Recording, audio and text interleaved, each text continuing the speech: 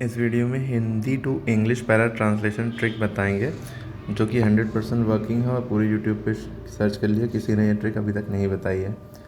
तो इसमें कि क्या होता है, क्या ट्रिक है कि कोई भी पैरा ट्रांसलेशन आएगा और आप कर लेंगे। उसके लिए पैरा ट्रांसलेशन से पहले हम एक सेंटेंस दे रहे हैं, उसकी हिंदी आप सोचिए क्या होगी।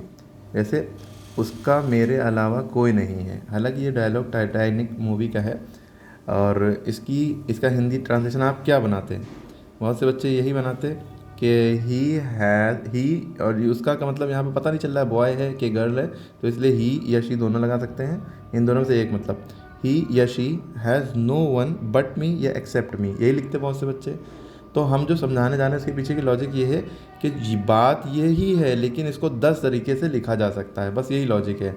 दूसरा तरीका इसका कहने का क्या है कि I am the only one he she has, सिर्फ मैं ही हूँ जो उसके लिए अवेलेबल हूँ। ठीक है, क्लियर। तो कहने का मतलब ये कोई भी ट्रांसलेशन आए, कोई भी चीज़ आए, वो बात जो लिखी है ज़रूरी नहीं आप वर्ड टू वर्ड लिखें, उसको आप अपने शब्दों में भी लिख सकते हैं, बस उसका भाव समझ लिए वो कहना क्या चाहते हैं। ठीक है, उसके बाद इसको हम ऐसे भी लिख सकते हैं, I am all for him और हर, मैं ही उसके लिए सब कुछ हूँ। उसका मेरे अलावा कोई नहीं है, I am all for him her, इसका मतलब मैं ही उसके लिए सब कुछ हूँ। तो कहने का मतलब समझ में, बात जो है उसको कई तरीके से कहा जा रहा है। और there is no one else for him या हर बट मी, है ना, कोई मेरे अलावा उसका नहीं है, ये भी हम कह सकते हैं। अब उसके बाद ही she is dependent on me alone, वो मेरे ऊपर पूरी तरह से डिपेंडेंट है, मैं ही उसके लिए सब कुछ हूँ, मैं ही जो करता हूँ उसके लिए करता हूँ। और आप ऐसे भी कह सकते हैं, आई एम हिज या हर सोल सपोर्ट, मैं ही उसका सोल सपोर्ट हूँ, यानी टोटली मैं ही उसको सपोर्ट करता हूँ। या आप ये भी कह सकते हैं, ही या शी हैज़ ओनली मी इन हर या इन हिज या हर लाइफ। तो कहने मतलब इस तरह से आपको ये समझ में आ गया कि कैसे पैरा करना है। अब देखिए हम करते हैं। अब आपको जब लॉजिक पता चल गई है तो इसको करके देखते हैं। मुझे मेरा गांव बहुत पसंद है। बहुत से बच्चे इसको क्या लिखेंगे, जैसे आप लिखेंगे I like my village very much, लेकिन आप इसको क्या लिख सकते हैं, I love my village very much, ये भी लिख सकते हैं। इसमें क्या लिखा है, I really like my village, ऐसे भी लिख सकते हैं।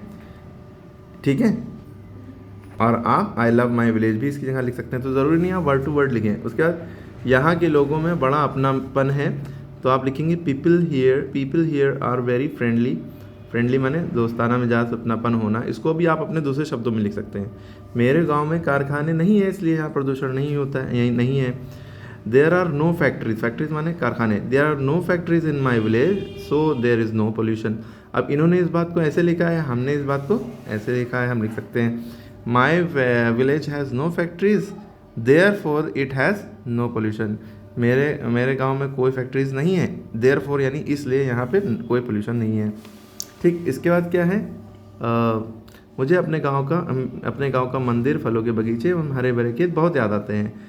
बहुत याद आना, अब मुझे की इंग्लिश आई लिखी और तुरंत याद आना लिखा, बीच का बाद में लिखेंगे। आई मिस द क्या मिस करते हैं, टेम्पल, फलों के बगीचे यानी कि फ्रूट ऑर्चर्ड्स, ठीक है, एंड लश यानी हरा भरा, ग्रीन फील्ड्स अलॉट, रस भरे कह लिए, ठीक है, ग्रीन फील्ड्स अलॉट।